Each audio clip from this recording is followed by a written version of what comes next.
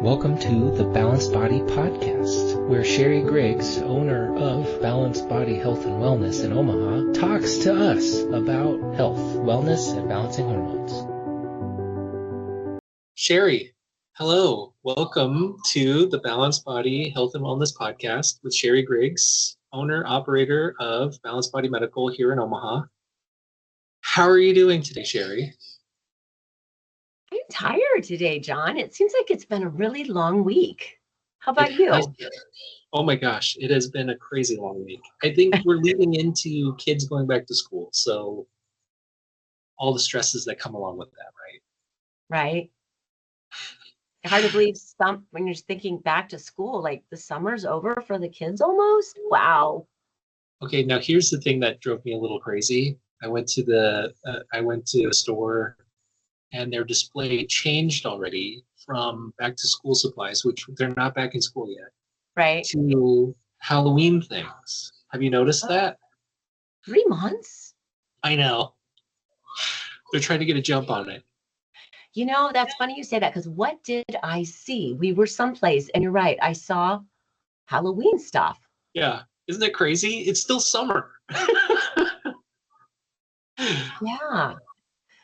The next thing you know, next month we'll be seeing Christmas already, right? And they always jump right over Thanksgiving, which is the one that I like the most. Yeah. And, we'll see if I still like it this year, but. Oh, that's true. You can. I know that I will enjoy it. It's one of my favorites. Yeah. Definitely. So talking about holidays and all, it actually works as a good little segue. Today we were talking about sugar, how wonderful it is and how great it is for your body, and how much we can eat. Right. Because it's a really wonderful molecule that is so not good for your body. I was trying to sneak it in. I know you were. So, sugar, I mean, it's interesting because sugar is a term that covers so many different things, because our cells need sugar for energy. Well, that's glucose, but it's sugar, right? Mm-hmm. And that's why when you're tired, you'll crave sweet foods or you'll crave carbohydrates, because you're tired and your body's thinking, I need energy, because sugar is energy for your body. But it can be bad too. It can? Yes. Like all bad or just a little bad? Like pretty darn bad. Oh, man. It does so many evil things. I know I know that I'm being facetious, because I know that sugar is horrible for you. It's addictive. And there's a whole bunch that I think that we could talk about sugar in a more political way, but we probably won't. But in general, it being so addicting, I know exactly what that's all about, because I'm completely addicted to sugar. So right. It's going to be one that's like close to the heart for me. And I've also been excited and dreading this conversation. Yeah. Well, because, before I could be like, I could have like plausible deniability, or, maybe I knew that, but I didn't know that. After this, it'll all be final. It's like the nail in the coffin for why sugar is bad. So I'm assuming you're not doing your eating sugar podcast anymore with your kids, right? John. Well, it's not really it's yes and no. They are outgrowing it, so we're not doing it so often. But it is something that every once in a while, kids want to do. So we'll buy candy and then throw it up on YouTube. But that's a whole other thing. The YouTube thing. Yes. Okay. Yeah. Well, and the thing is, because it is addictive, it's as addictive as heroin, and your body will crave it. Once you start eating it, it's funny because my friend and I would go on, we call our worm trip every year. We'd go on a cruise, and I wouldn't eat dessert, and then I'd go on the cruise, and I'm like, well, I'm on a cruise, and I'd eat dessert, right? Yeah. And then I have dessert every day, and then I get home and I crave dessert. I craved sugar. So, because of the addiction, and and we're really talking not about natural stuff. We're talking about our refined sugars, our white sugar, our brown sugar, all of these sugars that are refined and changed. Natural sugars like honey, maple syrup, molasses. That's why a lot of healthy foods that are sweetened will be sweetened with sugars like that. There's still sugars that affect your blood sugar if you're a diabetic, but they're better for your body and that they're not as inflammatory. So, for instance, let's think of something. Here's a good example of why processed or refined sugar is bad. So red beets actually contain, so sugar beets contain hemoglobin, right? That's a protein. And hemoglobin, if you've ever heard like, oh, hemoglobin level, you go to the doctor's office, that's a protein that's known for carrying oxygen, okay? But when sugar beets go through the multi-stage processing that they go through, that's removed. Interesting. So something that might be good is taken out. Because it doesn't help the addictive nature of sugar? Probably. I don't know. Probably wouldn't look very pretty. Right, sugar.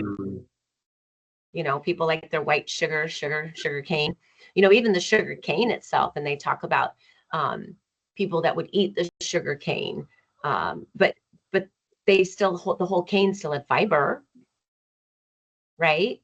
It was still a natural at that point. It wasn't processed. So even a lot of, and you have to be careful because even you'll see labels with sugar in the raw or something. Sometimes they've just added a brown color to it, or they've added molasses to it. So it's still a refined sugar, but they've added stuff to it. So that, because in our mind, we think, oh, brown rice is better than white rice. So brown sugar, right? So we have to think about what process has happened to it. And, it raises, without getting into too much details about glycemic index, that'd be another conversation, but it's just so inflammatory. Oh my gosh. When we eat a lot of sugar, it causes a lot of inflammation in our body. So I guess my question is, are sugar substitutes worth, like, is it a baby step to just eliminating sugar altogether, or are sugar substitutes something that are okay? Depending on what it is, right? So you remember our first diet was in it like phenol something, what was it? Aspartame. Yeah. Aspartame. I think, I used to call it aspartame. Yeah. Then there was saccharin, right? And then sucralose. So aspartame or aspartame is NutraSweet and equal. Saccharin is sweet and low, and sucralose is Splenda. And sucralose is what they put in a lot of drinks for sweeteners. They all raise the blood sugar even higher than real sugar. Because aren't they like more extreme? Like it's much sweeter. Like when my mom was on a health kick one time, and so she was putting aspartame in everything. And I made the big mistake of putting like half of a teaspoon in something, and like I made that like sour face, that you get when it's just too much of something. Yeah. Because it was just wicked sweet. I was like, what is this? Because I was used to just putting a little bit of sugar on stuff. The way it tastes on your taste buds isn't necessarily why it affects the blood sugar. But think about this. I just said that artificial sweeteners that aren't real sugar raise the blood sugar more than real sugar does. Yeah. That should be shocking. Well, it is. because we thought that we could have all these things, but the problem is that it messes with the gut microbiome. Aha. Back to the old second brain. That's right. And that second brain is not fooled. So you can't lie to your gut. That's right. You should, and you should always listen to your gut. That's what they say. Gift of Fear, great book. Gift of Fear. Gavin de Becker wrote that book, and it talks all about listening to your gut, but not about food. But yes. Yeah. So, okay. So just to get sort of the final answer on it, sweeteners in general, are they good for baby stepping into no sugar, or should you just go somewhat like lessening your amounts of sugar? Well, there are some things we didn't talk about. Now, those were all artificial. Oh, sweeteners. Okay. There is hope. We do still have sweeteners like monk fruit. Ooh, and that's good. Stevia. Yeah. And make sure it is the stevia leaf, not, when something says stevia and you read it and it's got 5 ingredients. How do it's been changed, right? It's not the natural stevia that you want. Interesting. I did not know that. Should just be stevia leaf. That's it. I bought a thing of stevia, like a little container, like put on stuff. I didn't really like it. So I switched to monk fruit, and monk fruit is totally amazing. That being said, though, I didn't check the label on the stevia because I just assumed it's one thing. Stevia. It's supposed to be. But they can call it stevia. I'm sure it's like, and I don't know this for a fact, but I'm sure, you have to have a certain percentage. And once it's that percentage, then you can call it that. That's usually how it works. You have to have a certain percentage. For instance, like a Cabernet can be called a Cabernet, but it's not all Cabernet grade. It just has to have a certain percentage. It's kind of like, it's so dumb. It's kind of like, do you know those, I can't even think of the name. There's like a spray oil, and the recommended amount of spray oil is so low that they're able to say 0% fat, but you're spraying oil on stuff. And of course, nobody uses it's supposed to be like a 1/10 of a second press is the like recommended amount or whatever they have like for the ingredients on there. And, people like spray an entire pan of stuff. So just putting oil on something, how can that be 0% fat? Well, and you go back to the serving size stuff, right? Like you're saying it's a certain amount. Yeah. Like somebody will look at that and go, oh, look, there's only like 2 grams of sugar in this serving. Or there's only 2 grams of sugar in this food. When you realize it's like 4 crackers. Yeah. Right. Who just eats 4 crackers? Yeah. You might be eating 8 or 12, but now you've just doubled or tripled the amount of sugar. Mm-hmm. So that's why it's so important when you are reading labels at looking at serving sizes. I know somebody that I'm like, okay, it didn't say you could eat the whole box. Well, see, and stuff like that is deceptive.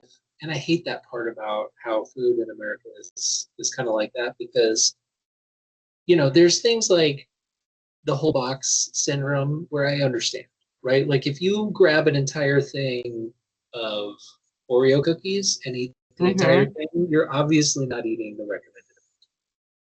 But did you happen to know that it's like 2 cookies?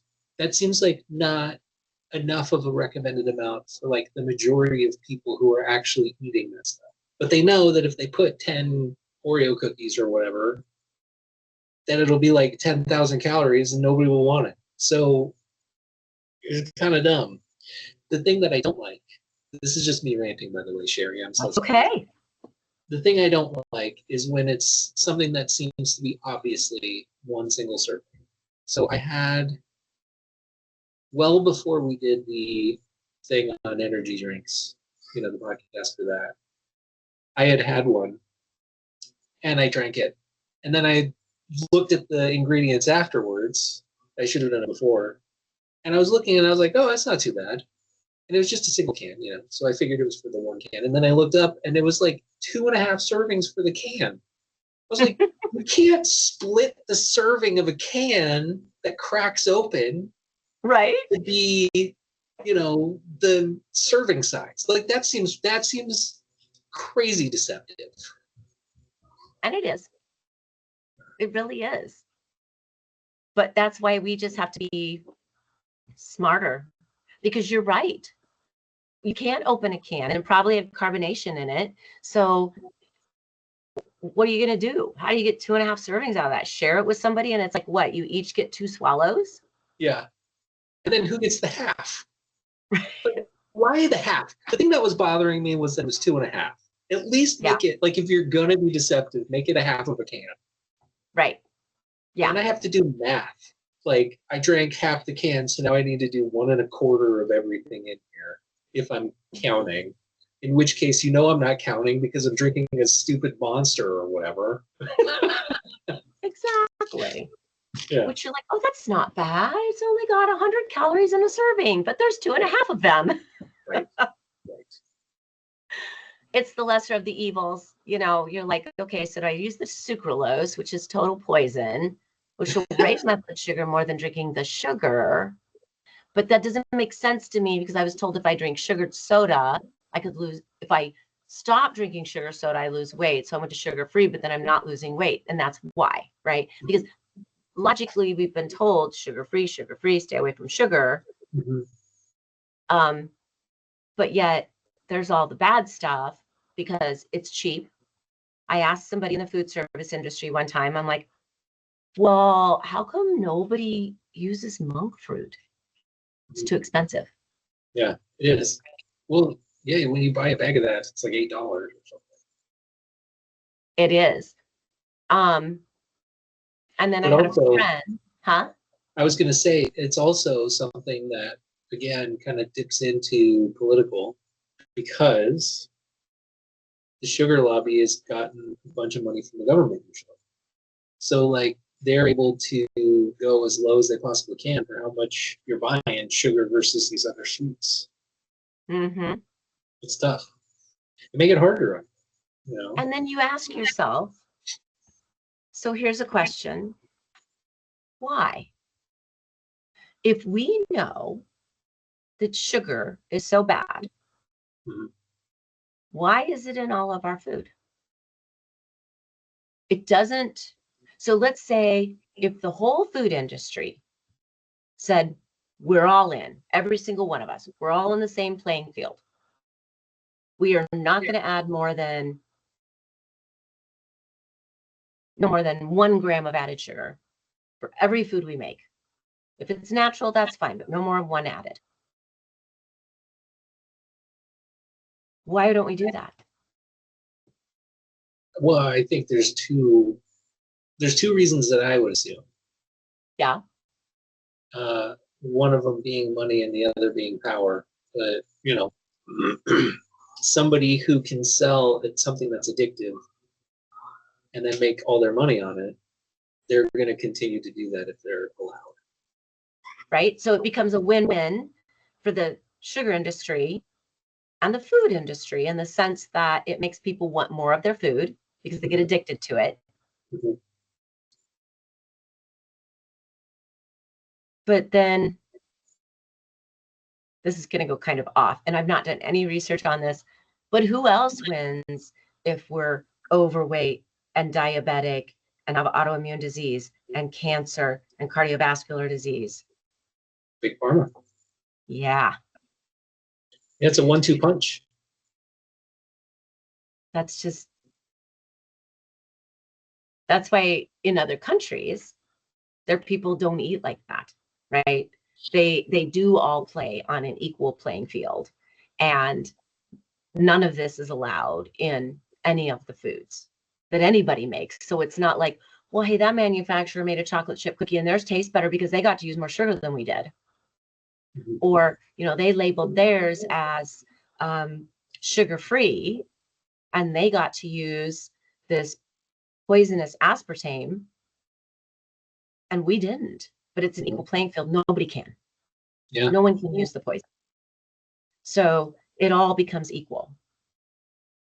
And I know that nothing is perfect, and I don't want to get political because nothing is perfect. And I know this. I have a friend who lives in Canada, right? Social medicine, nothing is perfect. But if the focus where the money goes is out in a bad way, if your people are sick, then you do what you can to keep your people healthy. Mm-hmm. So I don't know if I mentioned Dr. Mark Hyman is one of the biggest proponents out there for healing with food, eating properly. He started the Cleveland Clinic, which was one of the first functional medicine clinics. And I know I don't believe he's part of it anymore, but he started it. And he has the Institute of Functional Medicine.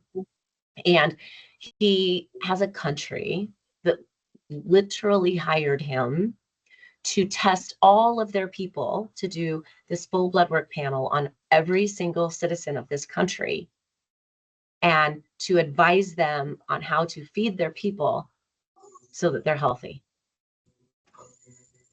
And that's awesome. He just got this contract, I believe it was like last September. Wow. So I'm not sure how it's going, but literally a country hired him.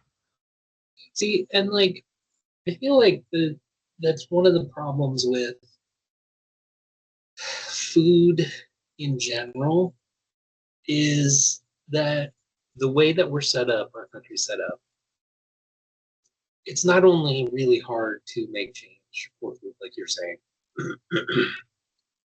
but I think that the addictive nature of sugar and a few other things that are allowed in our food make it to where it's you're addicted immediately.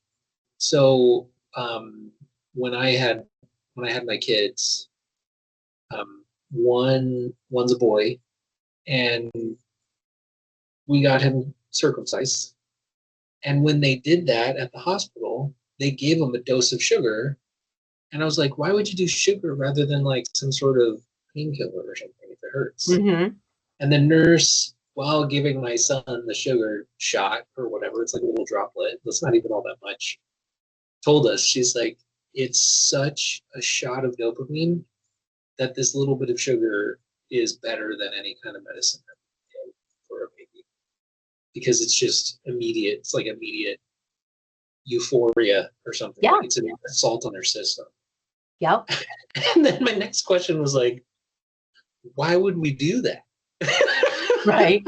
But it just goes to show how deep the talons of, sugar are in our society. Like the fact that they're using it as like a pain med for babies. Probably safer for a baby than a pain med. But here's what it goes to show you is how addictive it is, Mm-hmm. what it does to our system. And we know it. We know what it does to our system. We know how it affects us and it affects people. That's why they're using it. But what happens when you're a child or you're an adult and you can make food choices? You're no longer a baby and somebody's feeding you. And you're addicted to this sugar because it makes you feel so good. And it's in, like we said, every single food. So it's not like if you are a younger kid or an adult or whatever, you think you might be making some healthy choices and you're just dumping sugar in regardless. Yeah. Who knows? Because you don't know. You think you are. I mean, back in the day, and I think about, back in the day, when fat was evil, and that was the 90s, fat was evil, and everything was fat-free. It was all full of sugar. Yeah. It was fat-free, full of sugar. Probably full of plastic at that time. Now it's, and sometimes it's interesting even trying to train somebody that is a little older now, but was in the peak of their adulthood. Do not bring home fat-free stuff, right? Don't do it. The fat is actually better for you than the fat-free. So, and then what do they put in it to make it taste better, or to give it this creamy feeling, or to give it this better flavor? Because fat is flavor for many people. Think about the people that like their Ribeyes, right? Marbled in fat. Fat is flavor. Bone marrow. Well, bone marrow is different. Bone marrow's not fat. Oh, really? Bone marrow is actually really high in protein. Huh. Who knew? It's so much like butter that I just assumed it was fat. It is, that is a good question. I thought it was, or maybe I'm getting that confused, like bone broth, because bone broth is really going to be the marrow, right? Right. It should be. And that's protein. Because my protein powder is bone broth protein. Protein powder. I did know that. Huh? I did know that. Yeah. Bone broth. Because the problem, you can't find any of this protein powder at the store that's not necessarily packed with lactose, right? Or whey. Now, a lot of people, they'll say, is whey protein powder, as long as it's like an isolate, or I don't know. My stomach doesn't like it. And I was wrong. I actually just looked. Bone marrow is not high in protein. It is composed mostly of fat. I like That's why it's so creamy. That's why it's so good. High in calories and fat. But it's not going to be the good fat, I wouldn't think. Oh, it's rich in collagen. Conjugated linoleic acid. That's full of collagen. Okay. And rich in glucosamine. There you go. There you go. But not sugar. Doesn't have sugar. Yeah, never sugar. So, I brought that up, right? Yeah. So if you're trying to deal with removing sugar from your diet, what would you recommend as sort of a good way to go about it? Because it's truly in everything. I feel like even people who don't think that they're addicted to sugar, they just don't know that they are. Right. And I think that it needs to be baby steps. You need to give yourself grace. I actually had a patient come in one time that said, when I eliminate sugar, I get really sick. Now for her, remember, it messes with your microbiome, your gut. She probably had an opportunistic bacteria in there that loved sugar. And when she quit eating sugar, it would start to die. And the die-off would probably cause what's called a Herxing syndrome, which is where it just makes you feel sick because this bacteria is all dying. So then she would eat sugar and feel better because she would feed it again. So baby steps, right? The thing to do would be to start with the things that are obvious, the desserts, the cookies, the candies, the obvious things that are pure sugar without any fiber or protein. Alcohol, your body turns that into pure sugar. Because everyone's going to say, well, vodka's not alcohol. Or not sugar, not sugary, but it's still a carb. Okay. It's still something that your body breaks down into sugar in the end. But so I would say the obvious things to start slow. So if you were somebody that ate dessert every night, maybe try doing it every other night, or switching up your desserts to be fruit, right? To be berries, have some strawberries instead of having cake, have blueberries. So there are fruits that are sweet and good for you that can still take that. I went and got some dark cherries so that when I'm like snacky, I can eat these dark cherries. It kind of satisfies that a little bit of sweet, but it's also got, you still get all the fiber from the cherry. That's why we don't want to do juice, because juice is all just the sugar without any of the fiber that you get. So, and even that's a natural sugar. So that's why I say it's about having too much, right? Having excessive amounts, because juice is terrible for the blood sugar because there's nothing to slow it down. It's just straight sugar into your system. So you're better with a whole fruit. So do some of those things. Then then start reading your labels, right? So anything that's processed, anything that comes in a box, processed bread, try finding bread without sugar in it. Good luck. right? Um, the yeast has to eat something, but but some of it has more than others. But try to avoid, if you can start avoiding processed foods, because they will have lots of sugar in them. And obviously there are some things like, well, yeah, I'm not going to make my own tomato sauce. Okay, read how much sugar is in the label. Mhm. You will be shocked when you start comparing again some of It's the so things. true. So that would be the way that I would recommend you do it, is just a little bit at a time. Start to take it away a little bit at a time, because it is addictive. And then once you get away from it, stay away from it. Because once you bring it back in, the cravings, you just crave it. Yeah, it's very true. Yep. So it does so many things: autoimmunity, gut health.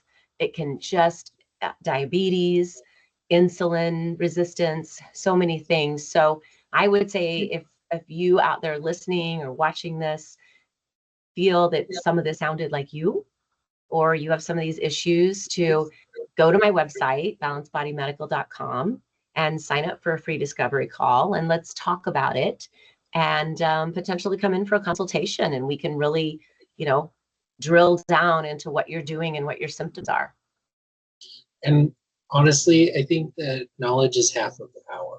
Like, I think one of the best things about going in and talking to you and looking at what's affecting your body and why and how allows it to be less because I was afraid originally of it being something like, you have to change all this. Like anytime I go to the doctor, right? The first thing they say, even if they don't mean to be mean about it, they'll just be like, you're overweight, fix that. Like, eat better, you know? And it's hard because it's like, well, if I knew that that's what I needed to do, I obviously knew that that's what I needed to do. But if I had a way of doing it, I probably would have already done it. And when you are breaking down how this affects your body, what to look out for, here's a process, like it becomes this blueprint that is step by step a little bit easier and manageable. And I think that that's important because it is something that you can change. You are changing your life, but it seems a little bit more manageable and less of a go do no sugar, like just cut it off. Right? Just eat better. Yeah, eat better, and exercise more. And you're like, ugh. I don't even know where to start. Yeah, it's true. I think that's one of the biggest things is I just didn't know where was the best place to start. And it did take a couple steps of, we did that elimination diet right away, which that was hard, but it becomes easier once you start putting stuff back in. I get my sugar through corn, so that's okay. I take that. It's a win. Corn comes with other things. Not so much, but I can't tell you the last time I ate it. So I should. Being here in Nebraska, I should be eating corn on the cob. You know what's so surprising is and I don't mean to say this in a bad way, derogatory towards Nebraska, but there's more easily accessible sweeter corn in Colorado than there is in Nebraska. And I wonder if it's because Nebraska exports all good stuff. I don't know. That's a good question. I know we do a lot of our corn is for feeding. Which is different type of corn. It is a completely different corn. Field corn is a completely different corn than sweet corn, yes. This has kind of inspired me to ask a question. Maybe this is a future podcast. Okay. You know, when people cut out everything from their diet and then they go into like one of those other diets, like I can't think of the name, but it's like all fat. Oh, like, a keto. Like a keto diet. Or like a Atkins, and now they call it keto. Yeah. Yeah.